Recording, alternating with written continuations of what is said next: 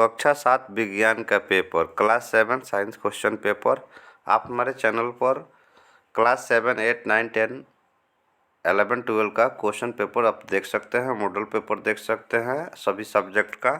चलिए शुरू करते हैं। पहला क्वेश्चन देखते हैं क्या है। रिक्त स्थानों की पूर्ति करें। यदि प्रतिबिंब सदैव वस्तु के आकार का बने हो तो दर्पण क्या होगा। प्रतिबिंब सदैव वस्तु के आकार का बने तो दर्पण कैसा होगा बताना है आपको। तो दर्पण समतल होगा। मानव शरीर में पाए जाने वाला कठोरतम पदार्थ क्या है। सबसे कठोरतम अस्थि यानी कि खोपड़ी है। क्या है जी? खोपड़ी। वातावरण में वाष्प एवं नमी की मात्रा को हम क्या कहते हैं? आर्द्रता कहते हैं।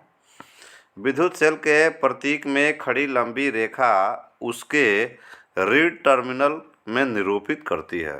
हरे पौधे अपना भोजन स्वयं बनाते हैं। इस प्रक्रिया को हम स्वपोषण कहते हैं। क्या कहते हैं? तो स्वपोषण कहते हैं।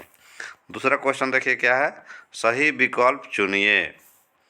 तो पहला है इमली, अंगूर, कच्चे आम आदि में पाए जाते हैं। क्या पाए जाते हैं इस सब में? तो आपको जो है टार्टरिक अम्ल पाए जाते हैं, क्योंकि खट्टे होते हैं। अम्ल स्वाद में खट्टे होते हैं। हमारा हृदय कितने भागों में बटा है? हमारा हृदय जो है 4 भागों में बटा हुआ है।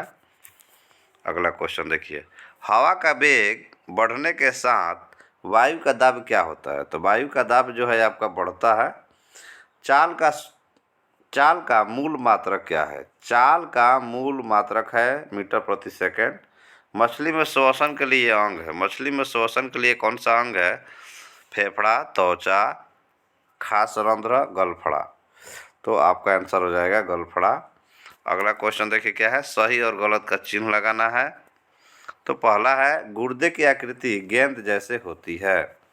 ये आपका गलत है। ठीक है। अगला क्वेश्चन देखिए क्या है। प्रागण जल, वायु तथा कीटों द्वारा हो सकता है। सही है। समतल दर्पण द्वारा बड़ा प्रतिबिंब आगे बनता है। सही है। जो पदार्थ न अम्लीय होते हैं न क्षारीय होते हैं वो उदासीन होते हैं। सही है। फ्यूज परिपथ में जुड़े उपकरणों के क्षति तथा आग से बचाते हैं। सही है। अब देखिए 4 नंबर क्वेश्चन क्या है। आभासी प्रतिबिंब किसे कहते हैं बताना है आपको। आभासी प्रतिबिंब किसे कहते हैं? देखिए आभासी प्रतिबिंब दर्पण के पीछे बनता है। समतल दर्पण और उत्तल दर्पण में प्रतिबिंब हमेशा आभासी बनता है। हम अपना चेहरा समतल दर्पण में देखते हैं तो ऐसा प्रतीत होता है कि मेरे चेहरे के बराबर सीधे प्रतिबिंब दर्पण के पीछे बन रहा है। तो उसे हम ये एग्जाम्पल में लिख देंगे। 5वां क्वेश्चन। शिरा को परिभाषित कीजिए एवं धमनी से कैसे भिन्न है। एक गतिविधि द्वारा बताएं कि जिसे पता लगे कि वायु दाब डलती है।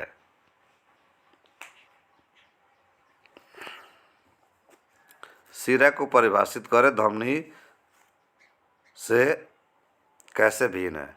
शिरा रक्त वाहिनियां है जिस शिराएं कार्बन डाइऑक्साइड युक्त रक्त को शरीर के सभी भागों में वापस हृदय में लाती है। धमनियां ऑक्सीजन समृद्ध होती है जबकि शिराएं कार्बन डाइऑक्साइड समृद्ध होती है। धमनियों के द्वारा रक्त के प्रवाह की दिशा हृदय से शरीर के सभी अंगों की ओर होता है, जबकि रक्त प्रवाह की दिशा शरीर के सभी अंगों से वापस हृदय की ओर होता है। अर्थात ठीक एक दूसरे के विपरीत होता है। धमनियों की दीवारें मोटी, छोटी और लचीली होती है जबकि शिराएं पतली होती है। 6वां क्वेश्चन आपका है गतिविधि बतलाएं जिससे पता लगे कि वायु दाब डालती है। प्लास्टिक के एक बोतल में गर्म पानी आधा भर लेते हैं और अच्छी तरह मुंह बंद करते हैं। उस बोतल को ठंड पानी के बर्तन में रखते हैं तो बोतल के अंदर वाष्प जल में संघनित होने के कारण बोतल के भीतर वायु की मात्रा कम हो जाती है। और तब बोतल के भीतर वायु का दाब बोतल के बाहर की वायु के दाब यानी कि दाब के इस अंतर के कारण से कम हो जाता है। बोतल चिपक जाता है अतः कहा जाता है कि वायु दाब डालती है।